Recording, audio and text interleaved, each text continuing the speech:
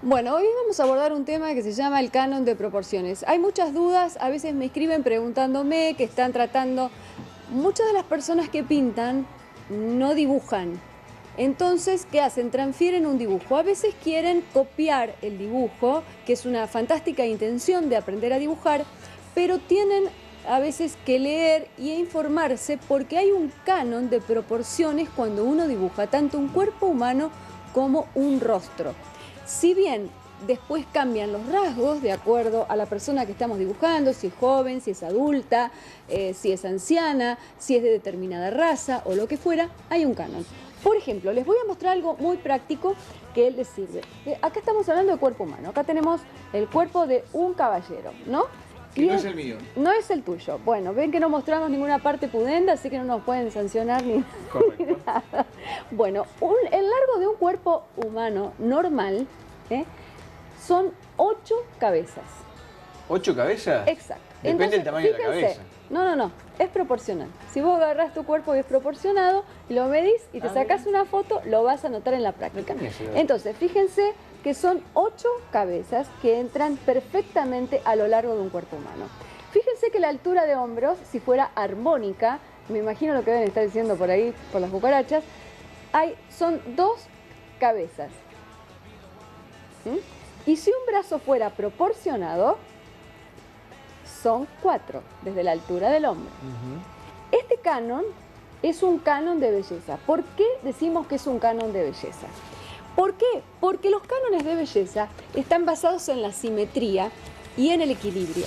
Entonces nosotros consideramos que la simetría es que sean más parecidos los dos lados de la cara, que tengamos un brazo del mismo largo del otro, una pierna del mismo largo del otro, cuando en general, si nosotros tomamos una foto nuestra y ponemos una hoja en la mitad y podemos diferenciar, vamos a darnos cuenta que tenemos muchas diferencias entre el lado derecho y el izquierdo de la cara. Acá tenemos una cara. Por ejemplo, aquí van a ver que las caras, cuando uno va a dibujar un rostro, siempre tiene que basarse en una línea media. Esa línea media, para empezar a dibujar un rostro, pasa por el medio de la nariz. Pasa justamente por el medio del ceño. Claro. Y hacemos una cruz. Primero partimos de una cruz. A partir de esta cruz, nosotros vamos a tomar una distancia. Es decir, vamos a poner una distancia arbitraria, supongamos que sea esta la distancia arbitraria, y la vamos a dividir en partes iguales. Aquí tenemos 1, 2, 3, 4, 5, 6, 7, 8. Pero ustedes lo van a dividir en 7 partes iguales, porque la parte del mentón es la que se agrega. Nosotros siempre partimos de, si nosotros pudiéramos hacer aquí un cuadrado, yo pudiera extender estas líneas, nosotros partimos siempre de un círculo. Partimos de un círculo que está circunscripto en un cuadrado. Luego se agrega en ese espacio medio círculo. Nosotros tomamos de acá la mitad de medio círculo y hacemos ese medio espacio que nos va a dar el contorno de un cráneo completo.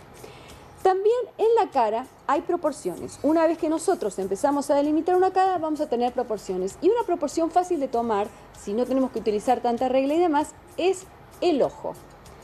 El ancho de una cara son 4 ojos y son 5 ojos si incluimos las orejas. La de los chinos son más alargaditas, a lo mejor con 3 alcanza. Esos son rasgos, pero son las mismas proporciones. Okay. Entonces, fíjense, 1, 2, 3, 4 y 5. Si yo no tuviera dibujadas las orejas, yo tengo medio ojo solamente.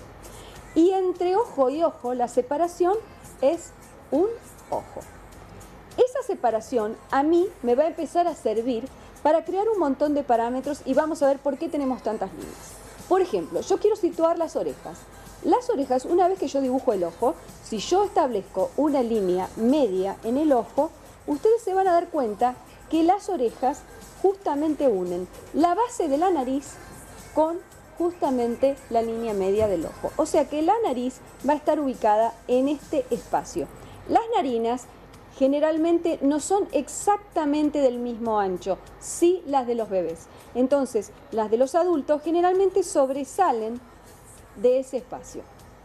Y los labios también tienen una relación, porque fíjense que si yo tomo el ojo mirando hacia el frente, la parte del iris, y extiendo las líneas, me va a dar justamente el ancho de la boca, que también lo podemos corroborar con una diagonal que pasa por el extremo del ojo, por el extremo de la nariz, y va a pasar justamente por el medio de la boca. Labio, claro. Y nos va a establecer otro ángulo. A pesar de que tenemos tantas formas redondas, tenemos muchas formas lineales, y justamente son estéticamente lineales, para poder nosotros establecer y poder dibujar un rostro armónico. Si dibujamos un rostro y al ver lo que dibujamos no nos gusta lo que vemos, empecemos a trazar líneas, a medir y a darnos cuenta en qué estamos fallando. Lo mismo la línea de cejas. Fíjense que la línea de cejas está justo sobre el espacio que ocupa ese ojo, ese lugar que nosotros dividimos en partes iguales, no puede sobresalir de ese espacio, siempre está en este lugar. Y lo que es la cabellera nace hacia arriba, pero nosotros le damos el volumen que queremos de acuerdo a quién vamos a dibujar. Vamos a pasar a algo muy interesante, que ayer hablábamos con Noelia, que era el tema de los bebés. El tema de los bebés, ustedes vieron que nosotros partimos del círculo, como decíamos hoy, partimos del círculo para dibujar, y fíjense que en el caso de los adultos, nosotros agregamos un medio círculo, pero en el caso de los bebés, no. Tienen todos juntitos. Y por otro lado, vamos a compararlo con la línea media de un adulto. Si nosotros comparamos la cara de un bebé con la cara de un niñito, nos vamos a dar cuenta que los ojos de un bebé están muy por debajo de la línea media de ese círculo que dibujamos. ¿Por qué? Porque tenemos más espacio craneal, porque es un cráneo en desarrollo. Y en los bebés, generalmente, siempre, la nariz y la boca están alineadas en el mismo ancho. Es decir, el mismo ancho de ojos es el que se repite en la nariz y en la boca. Todo juntito. Todo juntito, todo apiadito. Todo ¿Por qué? amontonado, Porque se está desarrollando. Yo que tengo mucho cráneo es porque mi cerebro no se desarrolló, entonces. Vos estás en desarrollo todavía. Estoy en desarrollo. Qué fantástico. Sí, sí. Bueno, en cuanto a eso, a todo esto que nosotros vemos, y que también hay diferencias entre los rostros masculinos y femeninos. Acá tengo medio un lío, señora, de dibujos, así que le muestro. Acá tenemos caras masculinas y femeninas. También hay diferencias entre los rostros femeninos y masculinos. Los rostros femeninos también pueden fluctuar entre ser triangulares, entre ser ovalados o ser más cuadrados, es decir, tener mandíbulas más cuadradas, pero nunca son tan lineales como los de un hombre. El hombre siempre tiene líneas más rectas y más abruptas y más cerradas. La mujer es más armónica, más suave en la redondez. Siempre más tiende curva, a la blondez. Claro. Exacto. Y por otro lado, hay algo que cuando nosotros los vemos de costado, tanto a un hombre como a una mujer, vamos a darnos cuenta en el perfil algo que es muy característico, y fíjense en la línea del ojo donde empieza a manifestarse el cráneo. En el hombre es prácticamente una línea recta, y la parte de donde tenemos las cejas sobresale muchísimo más.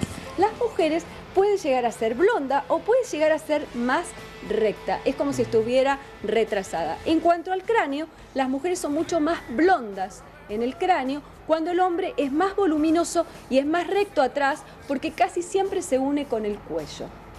No son muchos los cráneos masculinos que tienen demasiada blonda hacia el lado de atrás. Todos estos parámetros al momento de dibujar los tienen que tener en cuenta. Además, solo estamos hablando de frente y de perfil. Esto se trabaja en volumen y uno tiene que observar las distintas posturas de la cara, si está mirando hacia arriba, si es de costado. Siempre trabajamos como si trabajáramos dentro de una bocha y establecemos estos ejes, porque hay ejes justamente, estos ejes, si esta cara mirara de costado, hay ejes que nosotros los vamos a trasladar. Si esta cara mirara hacia el costado, el eje cambiaría. Y eso nos haría que nosotros hagamos más realista la mirada, la posición y demás. Todo eso ustedes tienen que aprenderlo, estudiarlo, practicarlo y corroborar. Y los parámetros de belleza cambian según las razas. Las razas negras tienen más prominencia de pómulos, la boca, tienen narices mucho más chatas, pero mucho más anchas y voluminosas, y labios sobresalientes. Mejor dentadura también. Bueno, pero eso sí lo dibujamos sonriendo. Generalmente cuando uno dibuja un rostro básico, no dibuja demasiadas bocas sonrientes, porque si no tiene que empezar a anexar gestos de arrugas y demás, que es más difícil.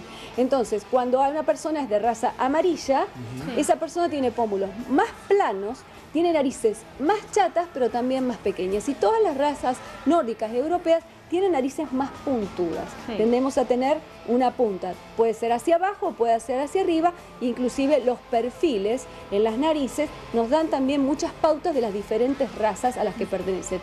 Los cánones de belleza cambian. Y ayer me preguntaba Noelia por qué consideramos que una cara es más bella que otra. Generalmente cuando alguien o vemos un dibujo o vemos una persona que nos agrada la cara, es porque generalmente está mucho más cerca de la simetría que otra cara. Porque tenemos un mensaje subliminal en nuestro inconsciente que la perfección está más cerca de lo armónico y de lo bello, cuando a veces no lo es así y no tiene nada que ver.